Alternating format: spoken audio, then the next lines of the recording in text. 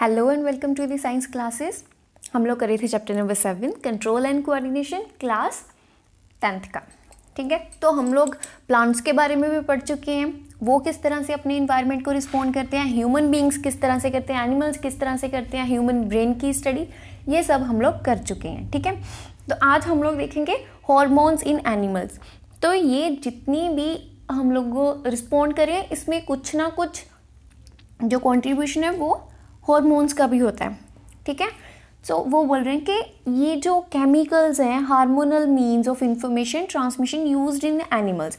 तो कहते कि ये यूज़ किस तरह से हो रही हैं, हॉर्मोन्स क्या है, बेसिकली दे आर केमिकल्स। ठीक है, तो ये यूज़ किस तरह से हो रही है, इंफॉर्मेशन को ट्रांसफ़र करने के लिए as a medium of transmission इनको किस तरह से यूज़ किया जा रहा है और ये कैसे काम कर रही हैं। ठीक है, सो What do some animals, for instance squirrels। अब देखो स्क्विरल्स होती हैं, उन्होंने एक्सपीरियंस किया कि हाँ ये बड़ी डेंजरस सिचुएशन है। ठीक है, it's a scary situation for us, ये स्क्विरल्स ने सोचा। तो उनकी बॉडी को प्रिपेयर करना पड़ेगा अपने आप को एक फाइट के लिए भी और रनिंग के लिए भी। डिपेंड करता है उनका एनिमी कौन होगा, है ना। अगर वो फाइट कर पाएंगे तो वो फाइट करेंगे, अदरवाइज उनको वहाँ से भागना पड़ जाएगा। और ये दोनों ही बड़ी कॉम्प्लिकेटेड एक्टिविटीज़ है और एक इनके लिए बहुत ज़्यादा एनर्जी चाहिए, वो भी कंट्रोल्ड मैनर में। ठीक है, एंड इसमें ना बहुत सारे डिफरेंट टिश्यू टाइप्स यूज़ होती हैं और ये सारी की सारी एक्टिविटी ना इंटीग्रेटेड होती है, पूरी की पूरी activity. However, the two alternate activities fighting और running are also quite different. तो रनिंग और फाइट करना दोनों बहुत अलग अलग है ना। सो इस सिचुएशन में क्या होता है कि कुछ कॉमन प्रिपरेशन की जाती है बॉडी के थ्रू। ठीक है, जैसे हो सकता थोड़ा वार्म अप करना खुद को, थोड़े से चौकन्ने हो जाना, मतलब कुछ भी ऐसी जो कि कॉमन प्रिपरेशन हो वो की जाती है बॉडी के थ्रू। और ये जो प्रिपरेशन होती है ना, ये हम लोगों की एक्टिविटीज़ को ईजी करती है। ठीक है, in the near future. So how would this be achieved, अब हम लोग ये देखेंगे।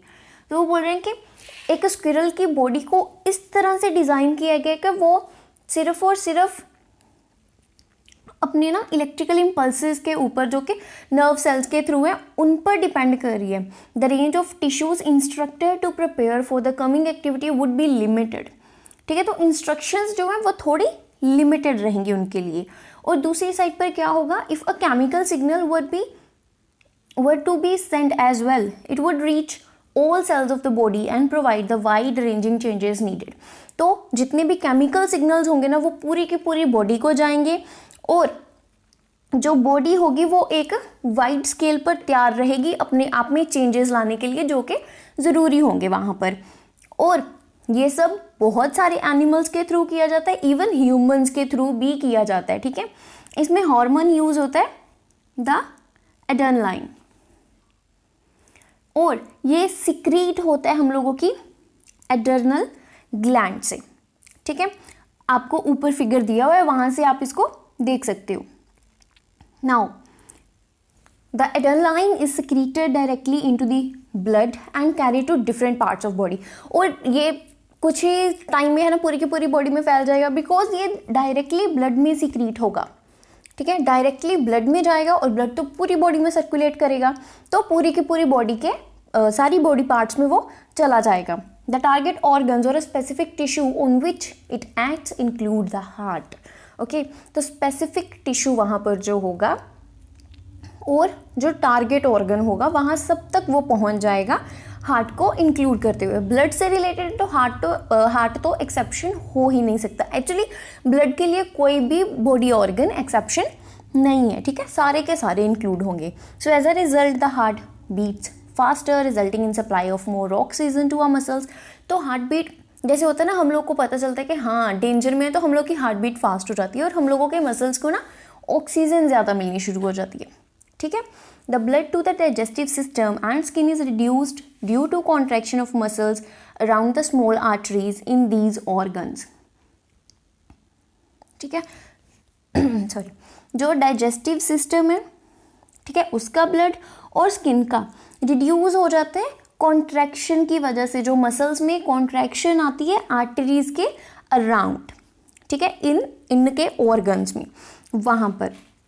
And this diverts the blood to our skeletal muscles, तो यहाँ से जो ब्लड होगा वो हमारे स्केलेटल मसल्स में चला जाएगा।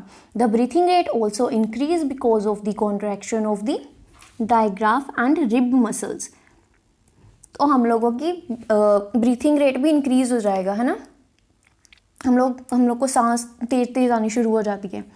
तो all these responses together enable the animal body to be ready to deal with the situation. तो ये जो जितने भी चेंजेस आए ये हमारी ह्यूमन बॉडी को प्रिपेयर करते हैं रिस्पॉन्ड कर पाएँ जिस हिसाब से चेंजेस आएंगे हम लोगों के सामने, ठीक है। अगर जैसे सेम सिचुएशन, अगर भागना पड़ा तो भाग जाओगे, अगर फाइट करनी पड़ी तो वो भी कर लोगे, ठीक। Such animal hormones are part of endocrine system which constitute a second way of control and coordination in our body. तो ये सारा का सारा जो एनिमल हार्मोन्स होते हैं वो एंडोक्राइन सिस्टम के पार्ट होते हैं, जो कि सेकंड वे होता है हम लोगों की बॉडी में कंट्रोल और कोऑर्डिनेशन करने का। पहले तो हो गया ह्यूमन ब्रेन, तो सेकंड ये होता है, ठीक है। Now remember that plants have hormones that control their directional growth. तो प्लांट्स में जो हम लोगों के पास हार्मोन्स होते हैं ना वो उनकी डायरेक्शनल ग्रोथ को कंट्रोल करते हैं। जैसे हम लोगों ने देखा था सनलाइट की वजह से पौधा एक तरफ को जाना शुरू हो जाता है जिस तरफ से सनलाइट आएगी, और ग्रेविटी की वजह से आप अगर पॉट को टिल्ट भी कर दोगे तो भी उसकी रूट नीचे की तरफ को ही जाएगी और स्टेम ऊपर की तरफ को जाएगा, ठीक है। So what functions do animals hormones perform? On the face of it we cannot imagine their role in directional growth। अब एनिमल्स में ऐसा तो होता नहीं है कि हॉर्मोन्स या फिर हम लोगों की डायरेक्शनल ग्रोथ हो, है ना, ऐसा कभी नहीं होता। हम लोग देख सकते हैं कि प्लांट्स में क्या होता है, कहीं पर भी वो उनके लीव्स आ सकते हैं, लेकिन हम लोगों की बॉडी में ऐसा नहीं है। ऐसा तो नहीं है कि हम लोग के फेस पर फिंगर्स आ रही हों, इस तरह से नहीं होता, ठीक है। हम लोगों का जो हार्मोनल सिस्टम है वो अलग से काम करता है और प्लांट्स का जो हार्मोनल सिस्टम है वो बिल्कुल अलग काम करेगा, ठीक है। ये उन्होंने डायग्राम दिया हुआ है, ठीक है, कि ये सारे के सारे जो ग्लैंड्स है ना यहाँ से हॉर्मोन्स प्रोड्यूस होते हैं, ठीक है। एक डायग्राम मेल का है और एक फीमेल का है, ठीक है। These are the pancreas, the adrenal glands, ठीक। Now let us examine some examples to understand how hormones help in coordinated growth. तो हम लोग एग्जांपल्स देखेंगे कि कोऑर्डिनेटेड ग्रोथ में हॉर्मोन्स हेल्प किस तरह से करते हैं हम लोगों की, ठीक है। आप लोगों ने ये तो सुना होगा कि आयोडाइज्ड सोल्ट हम लोगों को यूज़ करना चाहिए या वो वाला जो कि एनरिच हो आयोडीन से, लेकिन हम लोगों को आयोडाइज्ड सोल्ट ही क्यों लेना चाहिए अपनी डाइट में? ये हम लोगों को चाहिए थायराइड ग्लैंड की वजह से, ताकि वो थायरोक्सिन हार्मोन को प्रोड्यूस कर पाए। थायरोक्सिन जो है वो कार्बोहाइड्रेट्स, प्रोटीन, फैट मेटाबॉलिज्म, इन सब को वो रेगुलेट करती है हमारी बॉडी में और एक बैलेंस देती है हम लोगों की ग्रोथ को, ठीक है। Iodine is essential for the synthesis of thyroxine. तो थायरोक्सिन के सिंथेसिस के लिए हम लोगों को आयोडीन की ज़रूरत होती है हमेशा। In case of iodine is deficit in our diet there is a possibility that we might suffer from goitre. तो ये एक प्रॉब्लम है जो हम लोगों को हो सकती है due to the deficiency of iodine, ठीक है। और इसके सिम्टम्स किस तरह से होते हैं? आपकी नेक के ना जो उसमें सूजन आ जाएगी, ठीक है। Sometimes we came across people who are either very short or extremely tall. तो हम लोग देखते हैं अपने आसपास कुछ लोग होते हैं जिनकी हाइट काफ़ी छोटी रह जाती है और कुछ काफ़ी बड़े हो जाते हैं। ये क्यों होता है? ये होता है ग्रोथ हार्मोनल्स की वजह से, ठीक है। ये जो ग्रोथ हार्मोनल होती है ना, ये हम लोगों की पिट्यूटरी ग्लैंड से सिक्रीट होती हैं और इनका नाम ही बता रहा है कि ये हमारी ग्रोथ को रेगुलेट करते हैं और हमारी डेवलपमेंट बॉडी की को वो रेगुलेट करते हैं, ठीक है। अगर इसकी डेफिशिएंसी रह जाए चाइल्डहुड में तो बच्चा जो है उसकी ग्रोथ अच्छे से नहीं हो पाती बॉडी की और वो हाइट में छोटा रह जाता है। And you must have noticed many dramatic changes in your appearances as well as that of your friends as you approaches 10 to 12 years of age। जब आप लोग 10 to 12 years की एज को हिट करते हो, आप अपने में भी कुछ चेंजेस देखते हो और अपने फ्रेंड्स में भी कुछ चेंजेस देखते हो। ये एसोसिएट होते हैं सारे पबर्टी के साथ, ठीक है। और ये कहाँ से सिक्रीट होगी? मैन में ये द टेस्टोस्टेरोन से होगी और फीमेल में ओएस्ट्रोजन से, ठीक है, दोनों में अलग अलग होंगे। जब आपको 10 और 12 ईयर्स की एज में चेंजेस देखने को मिलेंगे वो इसके द्वारा होंगे। आपके हार्मोन चेंज हो रही है, इसकी वजह से आपको अपनी बॉडी में चेंजेस देखने को मिलेंगे। Okay, and do you know anyone in your family or friends who has been advised by the doctor to take less sugar? तो वो बोल रहे हैं कि आपने क्या कभी देखा है आपकी फैमिली में डॉक्टर्स ने बोला हो कि आप शुगर का इंटेक अपना कम करो?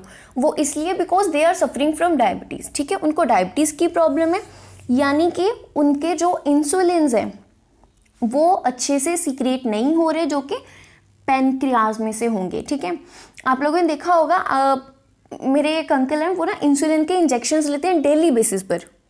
उनको डायबिटीज़ है, इवन के अब उन्होंने अपना शुगर इंटेक बिल्कुल बंद ही कर दिया ऑलमोस्ट, लेकिन फिर भी उनको इंसुलिन के इंजेक्शंस लेने पड़ते हैं। ठीक है, ये इसलिए होता है क्योंकि इंसुलिन हम लोगों के ब्लड में ना शुगर लेवल को मेंटेन करके रखता है, लेकिन जब इंसुलिन हम लोग के पैनक्रियाज में से अच्छे से सीक्रेट नहीं होगा तो ऑब्वियसली हम लोगों को बाहर से वो लेना ही पड़ेगा।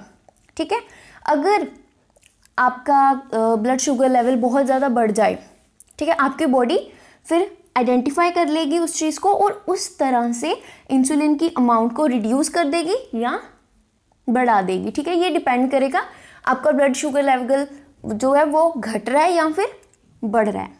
ठीक है, यही बात उन्होंने यहाँ पर लिखी हुई है। इसके लिए ना एक पूरा मैकेनिज्म चाहिए होता है जो कि हम लोगों की बॉडी में होता है हमेशा से। ठीक है, ये देखो उन्होंने लिखा ना, शुगर लेवल जैसे ही आपका राइज करेगा वो डिटेक्ट कर लिया जाएगा पेनक्रियास सेल्स के थ्रू और ज़्यादा इंसुलिन्स को वो प्रोड्यूस करेगी। ठीक है, सिक्रेट ज़्यादा होंगे। अगर वहीं पर आपका ब्लड शुगर लेवल काफ़ी नीचे चला जाता है तो इंसुलिन सिक्रेशन को कम कर दिया जाएगा। ठीक है, इट विल रिड्यूस्ड। ओके, तो आपका चैप्टर होता है ख़त्म। तो ये MCQs देख लेते हैं दो। वो बोल रहे हैं which of the following is a plant hormone? Insulin पढ़ा, ह्यूमंस में था, थायरोक्सिन भी ह्यूमंस में था, ऑस्ट्रोजन भी ह्यूमंस में था, तो ये नहीं देखा हम लोगों ने, है ना, यानी कि ये जो है द काइटोकाइनिन। ठीक है, ये हो गया प्लांट हार्मोन। और जो न्यूरॉन्स के बीच में गैप होता है उसको क्या बोलते हैं? ये सारे के सारे पार्ट हैं, ठीक है, न्यूरॉन के, उसको बोलते हैं साइनप्स। और ब्रेन किस चीज़ के लिए रिस्पॉन्सिबल है? सोचने के लिए, हार्ट बीट को रेगुलेट करने के लिए, बॉडी को बैलेंस करने के लिए, या फिर ये सारे काम करता है? ऑब्वियसली ब्रेन हम पढ़ चुके हैं और वो सारे ही कामों को देखता है। ठीक है, और इसके साथ ही आप लोग का चैप्टर होता है ख़त्म और मंडे हम लोग नेक्स्ट चैप्टर करेंगे, chapter number 8. Okay, so thank you so much for watching the video. Like and share the video and subscribe to the science classes.